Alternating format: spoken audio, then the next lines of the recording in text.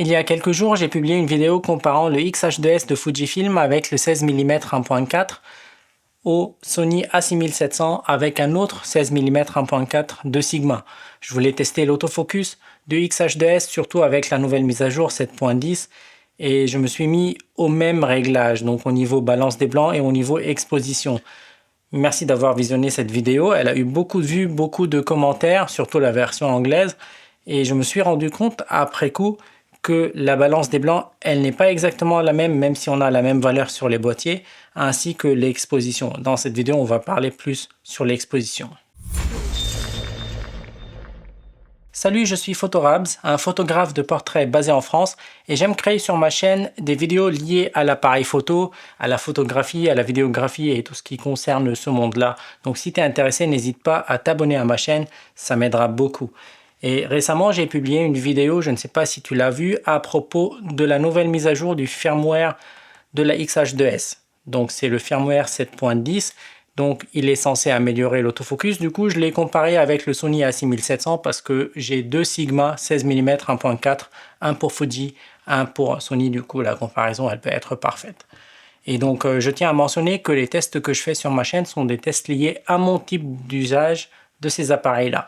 Donc, je ne peux pas couvrir tous les aspects des mises à jour, tous les aspects de ces boîtiers-là, parce que je me contente juste sur ce que j'utilise sur ces boîtiers, sur ma façon de faire des photos et ma façon de filmer avec ces boîtiers-là. C'est pour ça que je ne peux pas tout couvrir. Mais si tu as des idées, n'hésite pas à me les laisser en commentaire. J'essaye d'y revenir le plus vite possible.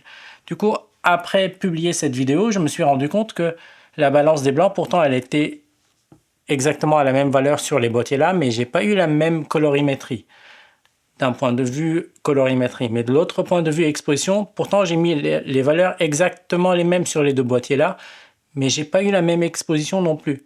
Du coup, je me suis penché un peu plus sur ce sujet-là, et dans cette vidéo, on va parler plus sur l'exposition, pourquoi on a eu ce shift, ce drift-là dans les valeurs ou dans l'exposition de l'image. Ces deux boîtiers ont des capteurs APS-C, donc des capteurs égaux. Par contre, l'ISO de base sur la Fujifilm est 160, alors que l'ISO de base sur la Sony est égal à 100. C'est quoi ISO en fait? C'est quoi cette valeur ISO? Qu'est-ce que ça veut dire et comment on peut la comprendre? ISO, en fait, il s'agit du gain du capteur, du gain électrique. C'est une tension qu'on applique au capteur en changeant avec la molette 100, 200, etc. Donc, on incrémente un peu le gain en tension sur le capteur. Ça nous permet d'éclaircir un peu l'image.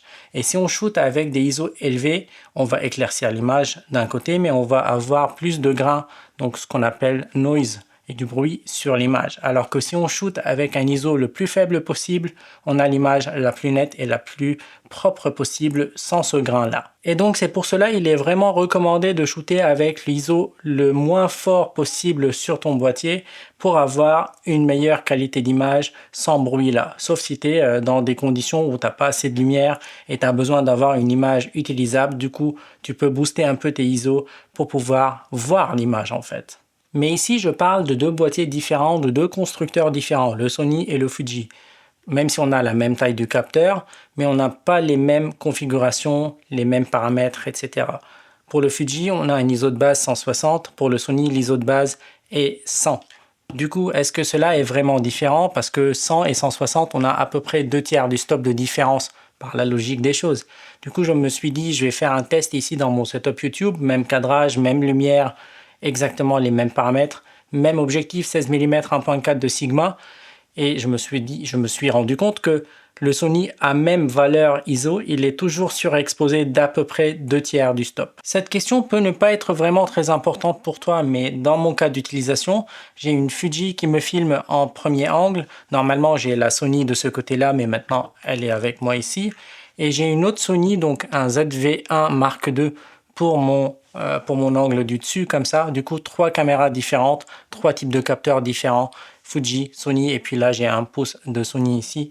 Donc, il faut que je comprenne un peu comment les ISO fonctionnent et comment je peux régler mes appareils pour avoir la même exposition, que ce soit première caméra, deuxième ou troisième caméra.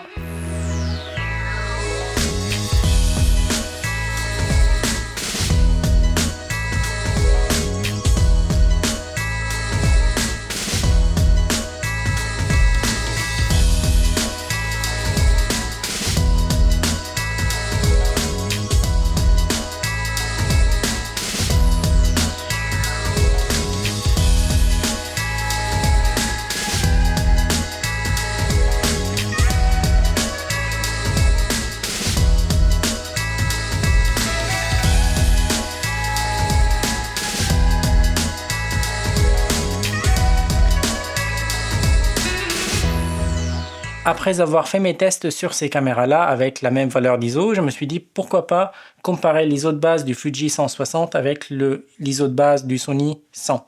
Et j'ai trouvé que l'exposition elle est comparable. J'ai quand même une petite différence, mais elle n'est pas énorme comme lorsque j'ai utilisé la même valeur d'ISO sur ces deux boîtiers-là.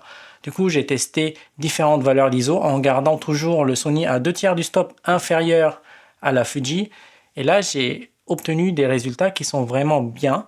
Donc la valeur d'exposition, elle est vraiment comparable. Elle n'est pas exactement la même, il faut pas se mentir, mais on est vraiment très proche.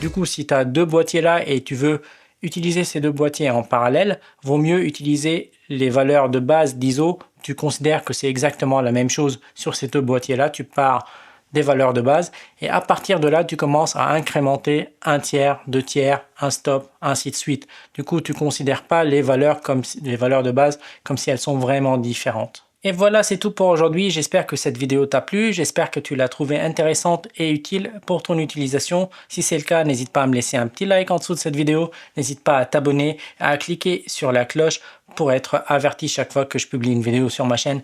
Merci d'avoir vu cette vidéo jusqu'au bout et à très bientôt pour d'autres vidéos. Ciao!